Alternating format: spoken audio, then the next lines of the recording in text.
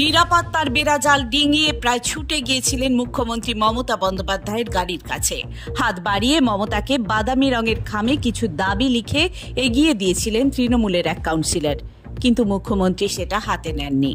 মমতার গাড়ি এগিয়ে যাবার পর নিয়ম ভাঙার অভিযোগে ওই কাউন্সিলরকে থানায় নিয়ে যায় পুলিশ। পরে অবশ্য কাউন্সিলরকে ছেড়েও দেওয়া হয়। মঙ্গলবার বীরভূমে প্রশাসনিক বৈঠক সেরে সড়কপথে কলকাতায় ফিরছিলেন মুখ্যমন্ত্রী। বিকেলে তার কনভয় যখন হুগলির ডানকুনি টোল প্লাজা দিয়ে যাচ্ছে, তখনই ডানকুনি পুরসভার এক কাউন্সিলর চলে যান মুখ্যমন্ত্রীর গাড়ির কাছে। মুখ্যমন্ত্রী বসেছিলেন গাড়ি চালকের পাশের আসনে। উইন্ডস্ক্রিন দিয়ে হাত বাড়িয়ে মুখ্যমন্ত্রীর উদ্দেশ্যে একটি খাম এগিয়ে দেন ডানকুনির 16 নম্বর ওয়ার্ডের কাউন্সিলর শুভজিৎ গঙ্গোপাধ্যায়, কিন্তু খামটি মুখ্যমন্ত্রী হাতে নেননি, বরং ইশারা করে তাকে পিছনের দিকে যেতে বলেন। ঘটনাস্থলেই দাঁড়িয়েছিলেন চন্দননগরের police commissioner Amit P Jawalegi. Police সূত্রের খবর, ওই ঘটনার পরেই তৃণমূল কাউন্সিলরকে থানায় নিয়ে যাওয়া হয়। মুখ্যমন্ত্রীর কনভয়ে নিরাপত্তার বলয় ডিঙিয়ে কেন তিনি সামনে চলে গেলেন তা জানতে চায় পুলিশ।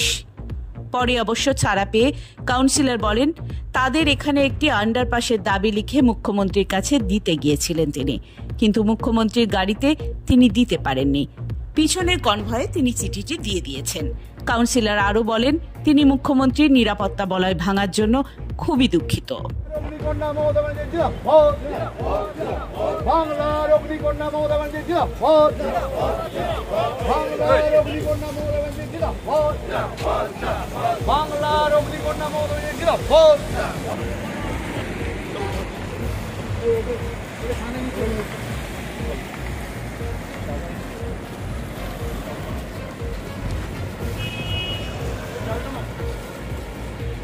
এটা সিকিউরিটি ব্যাপারে কমিশনার দাঁড়িয়ে আছে, ওটা কথা বলছে ওই গাড়িতে এটা কেন এটা এনকোয়ারি হবে না?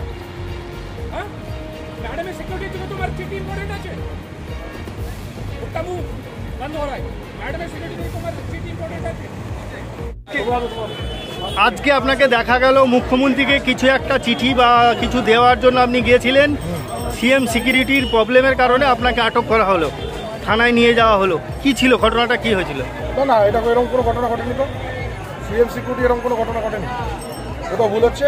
আমাদের এই আন্ডারপাসের দাবিতে আমরা এইখানে যে অবস্থান বিক্ষোভ করছি এবং সাধারণ মানুষের, ডানকুনির যে মানুষ, তাদের দীর্ঘদিনের দাবি এই আন্ডারপাস নির্মাণের জন্য আমরা এখানে অবস্থান বিক্ষোভ করছি এবং ডানকুনির মানুষের যেভাবে আমরা সাড়া পাচ্ছি সেইটা দেখে আমরা এই অবস্থান আরও তীব্র থেকে তীব্রতর করব এবং প্রতিবাদ চলবে। আমরা মহালয়ার আগের দিন অবধি 1 অক্টোবর পর্যন্ত আমরা এই অবস্থান বিক্ষোভ এখানে করব। কিন্তু বাঙালির যেহেতু শ্রেষ্ঠ উৎসব দুর্গোৎসব, সেই দুর্গোৎসব মিটে যাওয়ার পরে এবং কালী পুজো, তারপর যে অনুষ্ঠানগুলো আমাদের আছে, জগদ্ধাত্রী পুজো, এই পুজো পার্বণগুলি মিটে যাওয়ার পরে আবার আমরা এখানে জমায়েত হয়ে এই আন্দোলন তীব্র থেকে তীব্রতর করে তুলব। Bureau report, Hooghly Times.